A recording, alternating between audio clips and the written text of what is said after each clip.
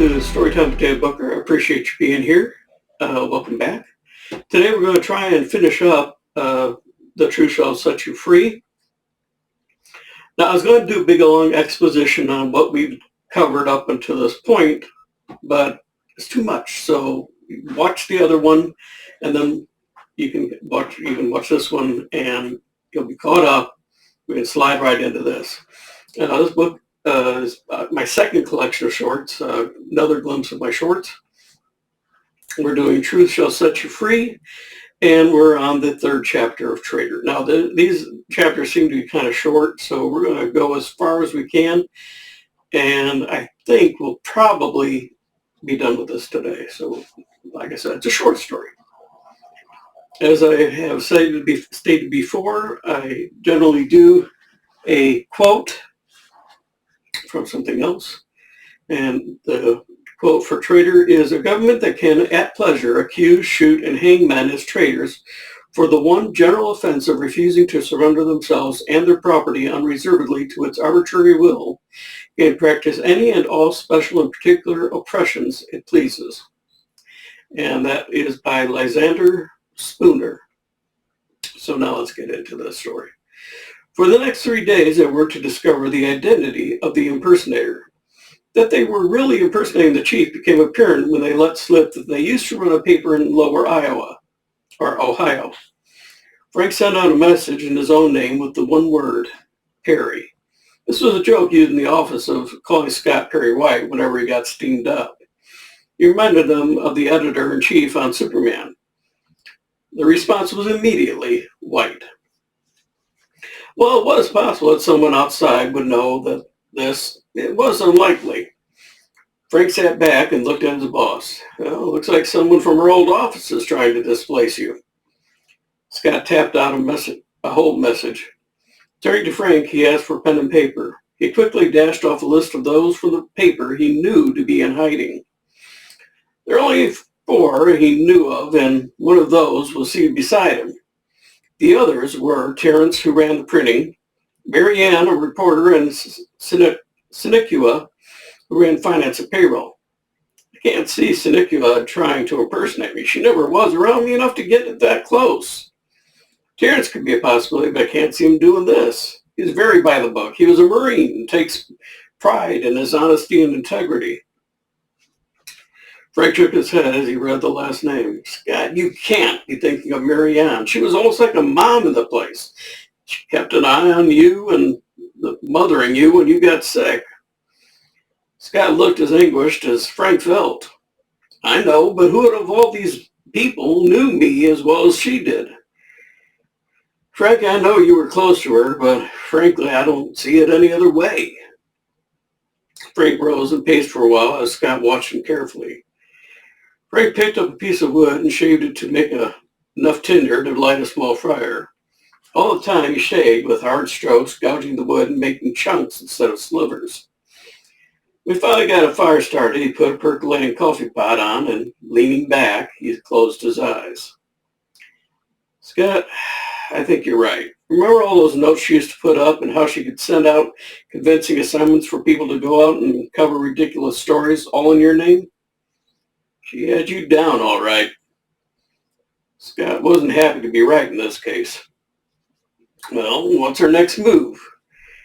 Frank poured out some coffee for Scott and handed him a cup. Scott took a long gulp and winced as the hot coffee burned it down his throat. I'm going to find her. If she's working with the government, we might be able to work this in our favor. We control her feed, and we control the information. We can make them dance to our tune, even have them working for us. We'll have them fighting us at every step, and in doing so, strengthen our play. I really think we can make this work in our favor. His face lit up at the thought of playing the government like a salmon on a line, reeling them in and then giving them a little play. Frank broke into his musings. And what do we do with Mary Ann?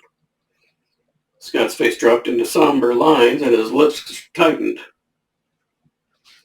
Well, if we are right, and we have to get her out of the way. Frank jerked in his chair and his hands shook so that the coffee spilled onto his shoes.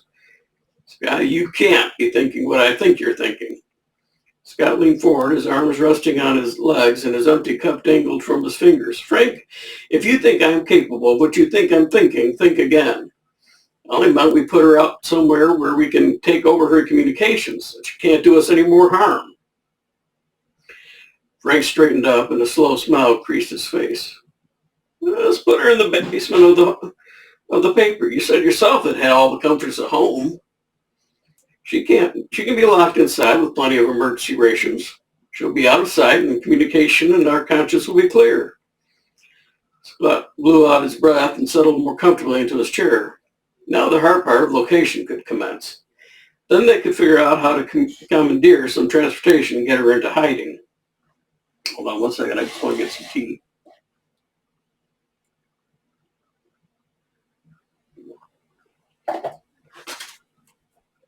Frank pulled open the... Sorry. That's just tea. Frank pulled open the hole he called his pantry and pulled up 4 large buckets of emergency rations. There's a pretty good assortment here, and it should keep her fed for the next 4 months. If it takes longer than that to accomplish, we're sunk anyways. Scott ferreted through the bucket and appropriated a couple of packets of dried strawberries. I'll take a couple of buckets with me and store it in the basement. We'll have to take another couple before these run out. They got out a map of the area where the paper was and tried to figure out a good hiding spot where Marianne might be located. Frank took the map and slouched in his chair with his knees high and feet resting on a stump. Scott got up and headed to the porta potty. Frank was making notes on the map when he suddenly had an epiphany. Marianne wouldn't need to be in hiding. In fact, she probably was still in her old apartment. He placed both buckets into an old backpack and filled a canteen of water. Scott should make it to the paper by tomorrow night if he is cautious. See a few hours to acquire transport, find Marianne, and then deposit her in the basement. Then the long walk back. By the time Scott was back, Frank had everything set for his departure. He handed the pack to Scott but held fast to it as he thought furiously. Scott tugged harder but stopped when he saw the preoccupied look on Frank's face. Frank gave the final tug and put the pack onto his own back and fastened the canteen to his belt. Hey, what gives? Scott asked as he handed over the keys to the paper.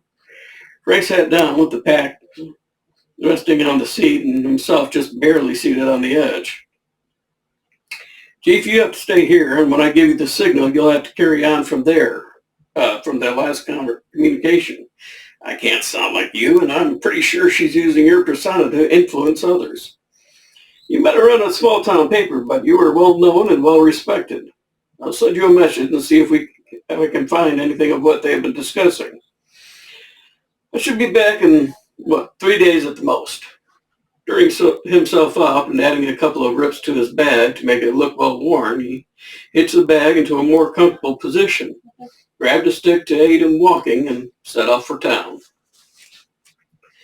The next chapter is Capture. On the subject of Osama bin Laden, we'll track him down, we'll capture him, we'll bring him to justice, and I will follow him to the gates of hell. John McCain. It took most of a day to reach town, even with careful hitchhiking. There were fewer cars on the roads now, as gas was expensive and most people used local transportation. As he reached the more populated sections, he could see the slow decay of the infrastructure. Not all was coming down, but since there were few people who could still interpret the complex schematics required to keep society functioning, repairs were slow. He saw television screens attached to the sides of buildings that were spewing forth the daily propaganda. It reminded him of Animal Farm, where the wrongs were attributed to bogeymen and the current administration were stalwart individuals bent on saving society from the ever-present threat. He sat on a crate left on the sidewalk and rested. He waited until it was dark before making his way to the back of the paper.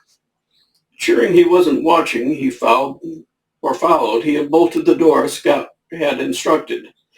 The door was hidden in the brickwork that allowed access to the basement without disturbing the rest of the building. He dropped his pack and made up the bed with fresh sheets. Looking around, he considered it a decent place for Marianne. The door required a special key that he knew could not be fashioned from anything here or brought in.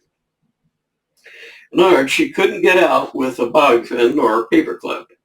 It was dirty, but there were cleaning supplies, and with food, water, and even plenty of toilet paper, she should be reasonably comfortable. Hell, why the hell am I worrying about myself about her comfort? She's a traitor to us, and if this were wartime, she'd be shot as one. He mumbled as he made hospital corners into the sheets. He brought out a $50 and flipped it. The dollar bounced, and he smiled as he caught it in midair. Taking out of his pocket the two pieces that constituted a key, he grabbed his bag and went in search of Mariana. He found her place easily, having had a few dinners with her. Climbing the rear stairs and entering by the back door, he quietly searched. She wasn't home, but had been there recently if the kitchen was any determination. He found her logbook and notes as well. These went into a hidden pocket in the lining of his coat. He sat down and, finding a sewing set, waited for her return by sewing up the holes he had made in the bag. He couldn't go around with her in it and her hands showing through the holes. Patches made, he went into the bathroom and cleaned himself up. In the kitchen, he made a sandwich and had a glass of whiskey. Sitting back in the living room, he waited patiently. The light from the billboard across the street provided the only light. By the board's glow, he read his watch. 2100 and still no Marianne. He wondered if he could be wrong and she was hiding somewhere else now. He held the logbook into the light and read the most recent note. No, he wasn't wrong, and the proof was before him. She had sent a message to her contact with the government only this morning. Her betrayal was clear. It was good to see that, as it made doing what he was going to do easier. He could do so now with a clear conscience. The jangle of keys and the soft singing let him know his quarry had arrived. She came in softly, singing in a self-satisfied manner. Dropping her keys on a side table near the door, she took her bags into the bedroom. Quietly, Frank followed and stood in the doorway, watching as she took off hat and coat and hung them in the closet. When she turned around, she saw his threatening visage in the doorway. She gave a gasp and flew at him, her nails out. Frank was amazed at her ferocity and fended off her attack as best he could. A swift block and uppercut, and Marianne sank with a sigh onto the floor. Putting some lotion onto the cuts on his face and arms and hands, he packed her into the bag and locked the top. He went out the back door, limping slightly from the kicks he had taken to the shins. He hurried as fast as he could to the paper, hoping to get there before she regained consciousness. She was beginning to stir as he arrived. He could hear a confused mumbling as she began to realize her position. She started yelling just as the brick door slammed shut behind them.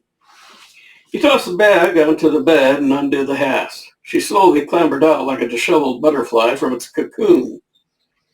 He seated himself in the only chair with a gun pointed at her. Once fully out of the bag, she tossed it at him, and cursed him softly for 5 minutes.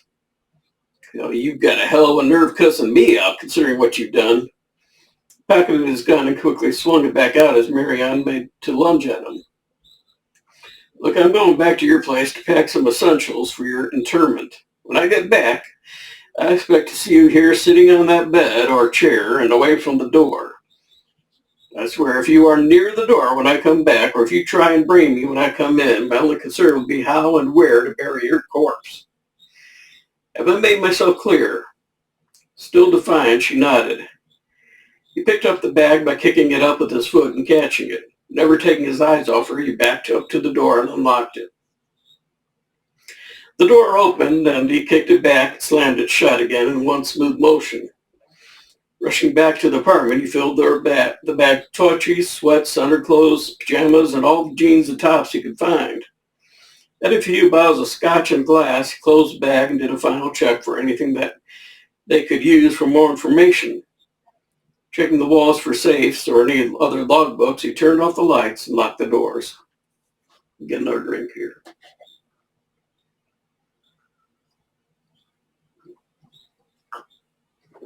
Okay. Arriving back at the bait. Right. I don't know why the tea's doing this to me. Arriving back at the basement, he unlocked the door silently and pulled his gun. Opening the door quickly, he darted his head in and out. That one fast glimpse told him that she was still on the bed. He opened and closed the door, remarking his approval that she had taken his warning seriously.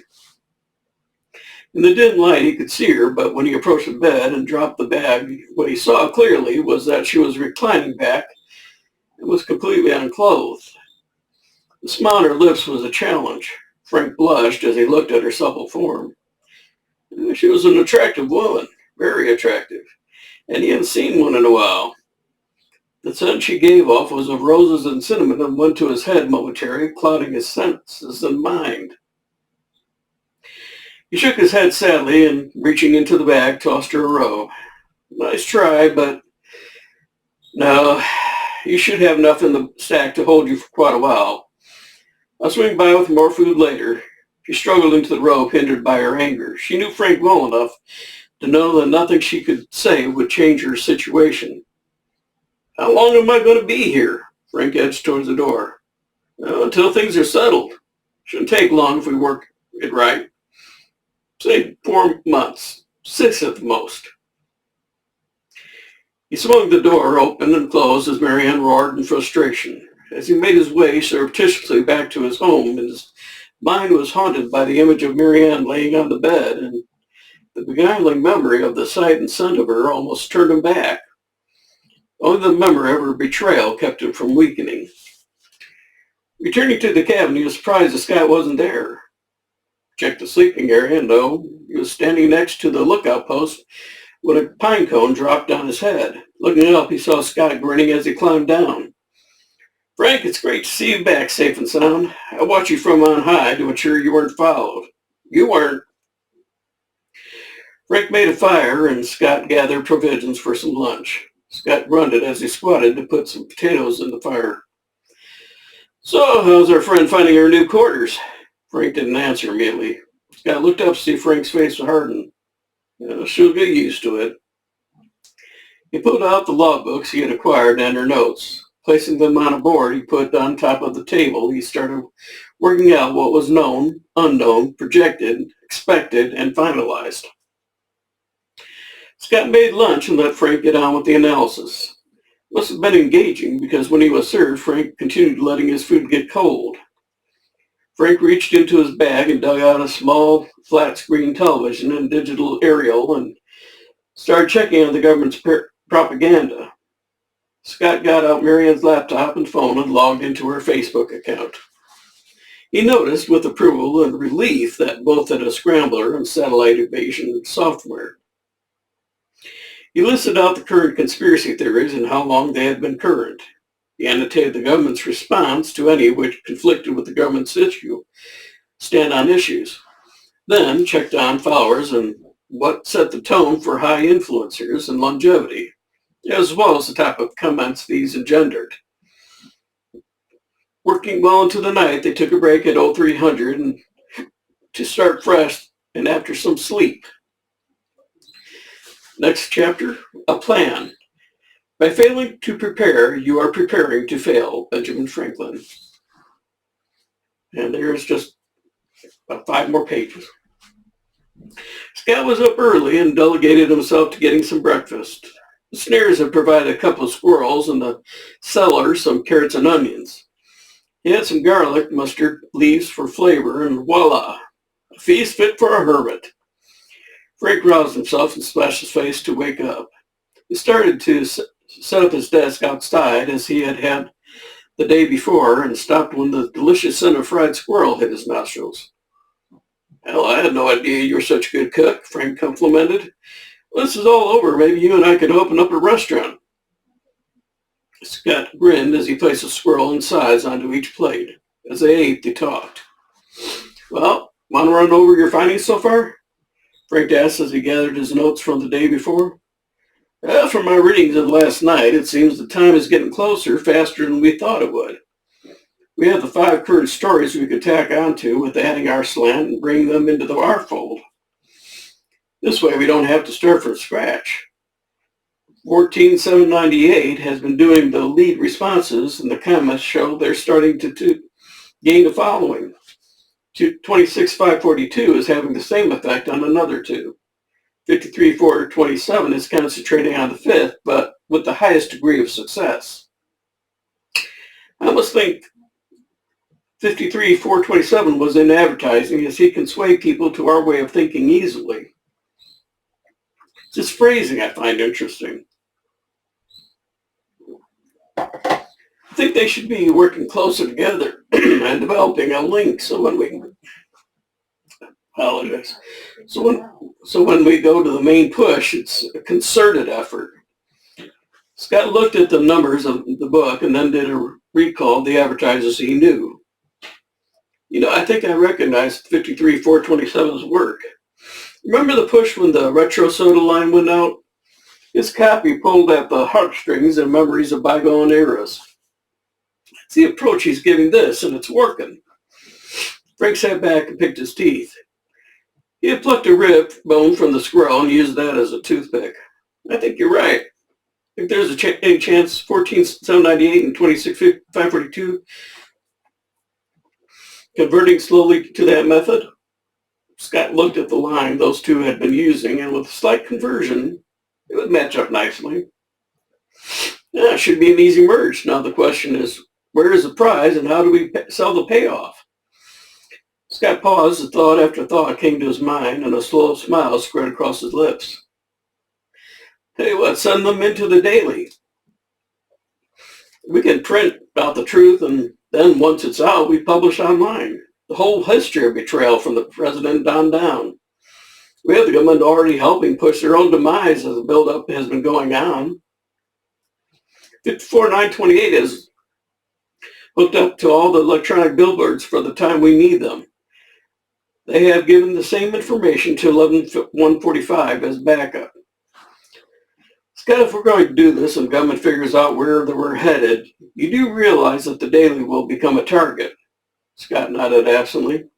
We'll have to duplicate our efforts at another location as backup. Frank pulled at his arm to get his attention. Let's use the other location as a decoy and the Daily as the last minute unveil. Scott shrugged, but didn't understand why Frank was so concerned. Frank reawakened Scott's recollection of who was in the basement. Frank, you've been going down to resupply her with provisions. You're not letting your heart be swayed, are you?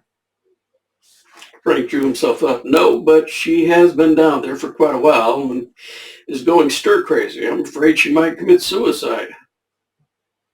I'd like to bring her out here. Scott raised an eyebrow and Frank blushed.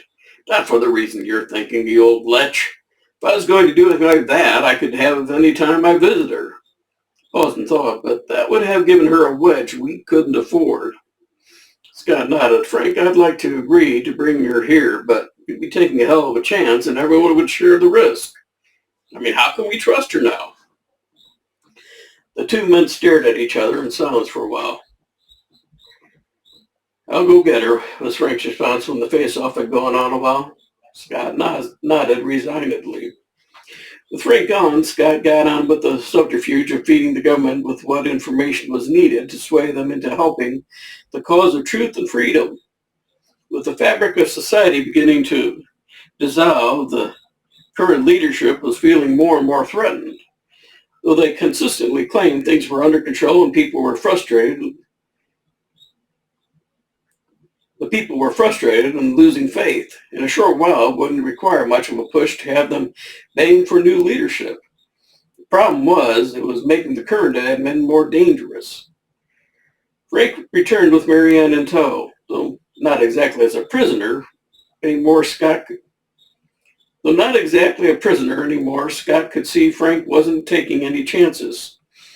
Scott kept his binoculars trained behind Frank and Marianne. A movement to their left held his attention. He was sure he had seen something. He found them consistently straining his eyes to their left. He had seen something. He slowly climbed down from the perch and walked as well as he could to end up behind whoever was following them. His plan was to allow them entrance and either interrogate or eliminate them once he found out if any others were on their trail. Since things were coming to a head, he had expected something like this. Frank and Marianne strolled into the base. Frank looked into the stand to see if Scott was keeping an eye out for them. Now, since he wasn't, Frank put his hand into his pocket preparatory to whipping out the gun. The gun that suddenly made itself known at his back and warned him he was too late. "You can remove the weapon you're fingering." Frank carefully removed the gun, laying it onto the table. He turned around to face the man who Washington had sent to close down the Logan Daily News. "Hello again," he turned to Marianne. "I recognize you had been taken when the message you were sending me seemed slightly different." He turned to Frank. "Your impersonation was very well done, but there was an added code group that was attached to our messages that was missing. I figured if I waited long enough, I would get her back and find out who had abducted her." Frank sat down on a log and hung his head. "How long before the rest of the squad get here?" he glumly asked, drawing the man's gaze to the right. "Not until I contact them. They have a vague idea of where I was operating from, but nothing sure. Working on my own makes for greater security." Scott rose from a pile of leaves. "Doesn't it, though?" The gun in Scott's hand made a clean hole in the government man's head.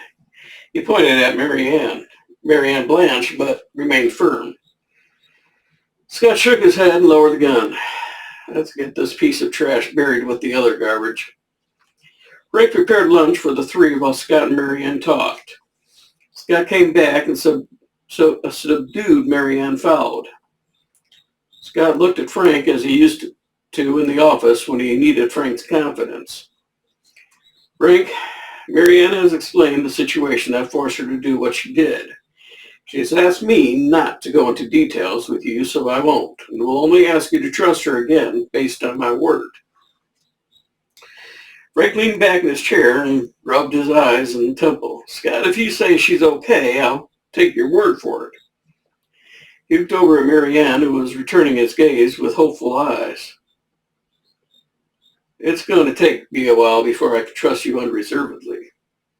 She nodded agreement and sat down to their meal. Frank was surprised at how soon that trust was required. Every time she had to pass that area where they had buried the Washington prick, a look of such intense hatred was suffused in her gaze that he was quick to forgive and forget. All right, last page is dazzle and confusion. Lies require noise and misdirection to blend in. Silence is the best way to draw the truth to the surface. And at Petoniac, necessary people. The big push started small. A notice transmitted on a blog.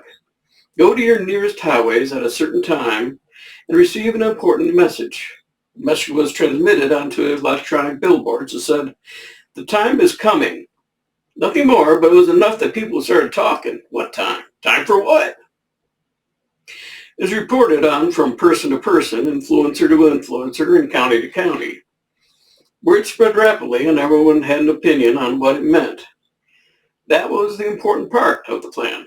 Get them just enough to keep people talking and then put out the next clue. The government was just as curious and waited. They didn't want to commit until they knew or until they had more information. In 2 days, another announcement on the billboard read, "Don't you want to know what they're keeping from you?"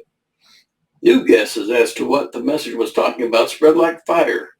Again, everyone had an opinion except the government. They began a campaign that there was nothing they were keeping from the people. This was enough to convince everyone that there most certainly was something they were keeping from hidden. But what? Everyone waited in expectation for the next message. The next day, people were ready and waiting. You should have been told. The people demanded answers. What weren't we told that we should have been? Speculation ran rampant, and the daily announcements from county, city, and state up to Washington tried to stem the tide of rumor. You had been told everything you needed to know. The response was swift. Who says what we needed to know? We want to know what you haven't told us. People started clamoring outside the government offices. In Washington, the president gathered his people and told them to find out what this was all about. For 4 days, the billboard was silent except for the daily announcement as usual. People wondered why the new voice was silent. They waited with eager anticipation. The government hinted that the instigators of unrest had been silenced. That was the opening that Scott had been waiting for. The next message was immediate. We fight for you. They cannot silence us. The people saw this and cheered. They now gathered outside the government offices and shouted, fight, fight, fight. And the president called out the National Guard to stop this uprising of the people. He called for them to fire into the crowd and disperse the people. People knelt and held out their hands. The National Guard turned and walked away. The president raved at the National Guard and called them weak and spineless. You are an embarrassment. And he disbanded them, for they were not needed if they couldn't follow his orders. Then the president called on the military. The generals refused to call out troops on unarmed civilians who hadn't even caused any damage. The president raved and went on line to vent. The next message was more direct. Round and round the money goes. Where it stops, you know who knows.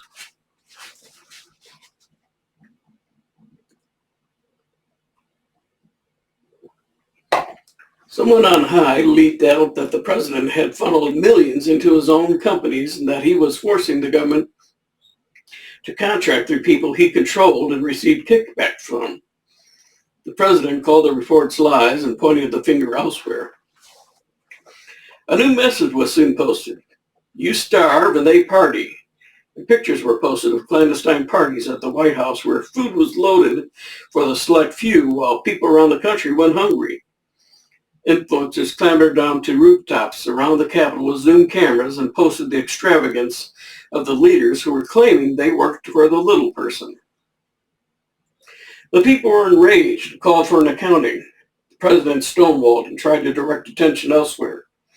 He sued Instagrammers for slander and revealed state secrets, but what used to work was working no longer. People were hungry, broke, and angry. Prices were rising and there was scarcity in the markets. Still, the president tried to convince them that they were living in a time of affluence. They were far better off than they ever had been. He pointed to charts and graphs that were created with his own hand because only he understood the current state of affairs. He said that he had his finger on the pulse of the nation and that it had never been stronger. Still, the people hungered and struggled to stay alive. Scott, Frank, and Marianne were posting now daily. 422179 was running billboards with 377812, and the barrage was turning the tide. The president tried to cut the power to the billboards several times, but power was always restored within hours. Influencers who were tired of trying to curry favor with the current administration and getting nothing in return started questioning the government, receiving no answer, raged at the lack of concern. The tide was now turning, and a tidal wave of anger was directed straight at the halls of power. The people weren't entertained anymore. They were mad. They were going to take action. People all over posted videos of the marchers. They were wearing packs made from old military duffels to pillowcases. They gathered sustenance from people who lined the streets holding out sandwiches and water. They came from all the states, and they were all headed in one direction. The president struggled to stem the tide. He called on the local government to arrest the marchers. Instead, they were joined. The roll of marchers grew the closer they got to Washington. The president attempted to hide in his bunker, but the way was blocked by his own people. It seemed that everyone had had enough, and those who were still on the president's side had the sense to keep it to themselves. As the crowd drew within view of the White House, the Secret Service were called to serve and protect. Like the Praetorian Guards of old, they turned on their emperor instead. The president was forced out to meet the people he claimed to serve. The clamor that greeted him was deafening and then complete silence. The president took the signs to mean that he had overawed them with his presence. He straightened to his full height and looked at them as Mussolini would have. Go home, he bellowed and pointed them towards the way they had come. Go home, he yelled once more. People shouted back, we have no home, we have no food, we have no future. He told them they had never had it so good.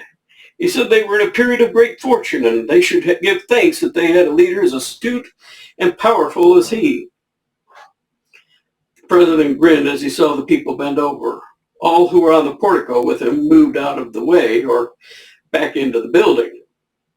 The president's smile froze as he saw that when the people rose, they held stones. Cries of, "For my wife, my husband, my son, my daughter," were roared as people let fly their missiles.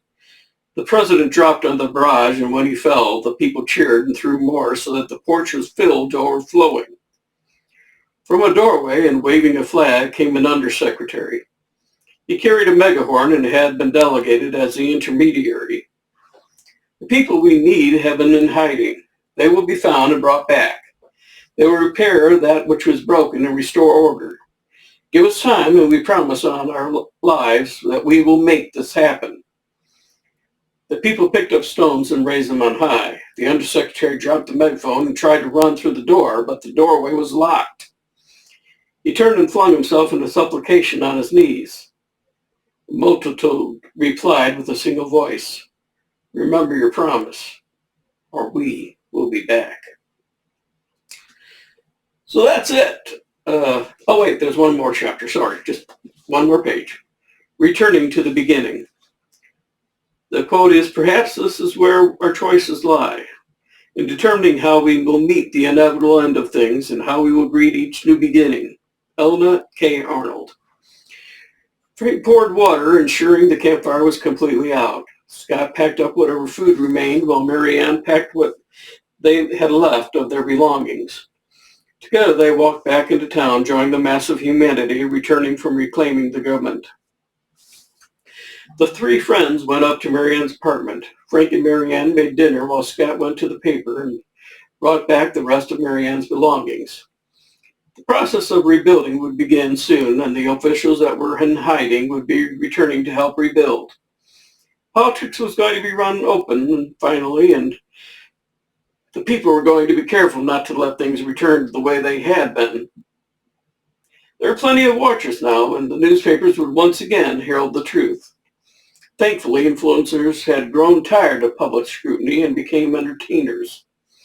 Some that had shown promise were brought into the fold as freelance reporters.